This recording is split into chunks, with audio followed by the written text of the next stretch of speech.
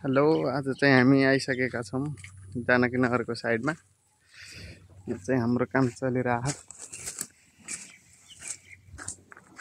हामी यहाँ आउन लागेको लगभग 2-3 दिन लगातार भइसक्यो। मिटर बसिसकेछ।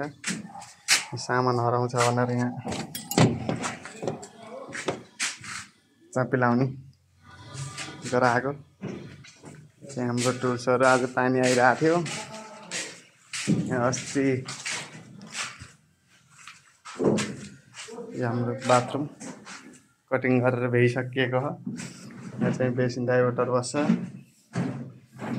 चाहिँ डाइभर्टर, यता सिलिङ सावर, यता कुनामा चाहिँ कमोड बस्छ।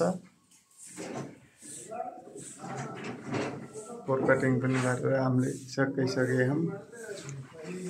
यहाँ चाहिँ ड्रेन, भित्रको ड्रेन सकिसक्यो। यसरी ढलाइ गरेर छोडेछौँ। यता चाहिँ हाम्रो बेसिन बस्छ। बेसिनको पोइन्ट त्यहाँनिर। यसमा सोलिङ गरिसकेपछि यहाँ बल्ल सिपिबिसीको काम हुन्छ होला सायद। बेसिनलाई पहिले नै फोडेर यहाँ डाइभर्टर बस्छ। यहाँ बेसिन डाइभर्टर, यता कुनामा चाहिँ कमोड बस्छ।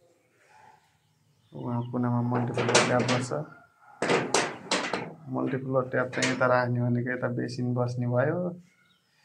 त्यहाँदेखि यता मिलेन, त्यही भएर उता कुनामा राखेको। बाथरुम यहीँ भइसकेपछि पानी बग्न उता सोलक दिन मिल्छ। यहाँ ग्याप जति पनि हाम्रो कमोड र यसको मल्टिप्लोर ट्यापको ग्याप चाहिँ टन्नै छ।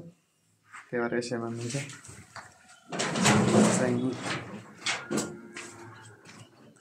यता चाहिँ किचन हो। यता रुम छ। हाम्रो चाहिँ एमसिबी बक्स यहाँनिर छ।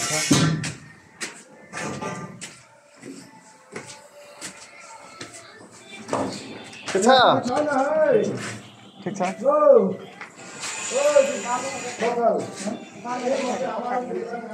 हाम्रो चाहिँ यहीँ सामान झरिसकेको छ। सामान लथालिङ्ग छ। डाइभर्टरहरू बुन्ने गरियो। सामान यतै टन्नै छ सामान। हरूमा अब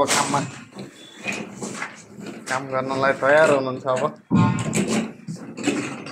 अब यहाँबाट चाहिँ पाइप इन्ट्री गरेर यहाँबाट चाहिँ सिधै यहाँसम्म चाहिँ भुइँमा ल्यायो। चाहिँ सबै भित्ता यो डाइभर्टर भयो। बेसिन डाइभर्टर, यता चाहिँ कमोड बस्छ। यता चाहिँ हाम्रो डाइभर्टर सिलिङ सावर। यसलाई चाहिँ ह्याङ्गिङ गर्नै छ। माथि पनि कोट कटिङ गरेर सकिसकेछ। यहाँ चाहिँ हाम्रो बाहिरबाट सिधा पिलाउन मिलेन, त्यही भएर दुईतिरबाट फोडेर ठ्याक्क बिचमा त्यहाँ पाइप पर्छ। त्यहीँबाट पेन्ट गरेर एउटा यतातिर आउँछ, एउटा यतातिर आउँछ। हिजो चाहिँ यहाँ काम गर्दै राति भयो। अनि एउटा बाथरुम लगभग कम्प्लिट भयो सिपिबिसीको। अब आज 3-4वटा बाथरुम फिट गर्न कति भइन्छ हेर्दै जाऊँ।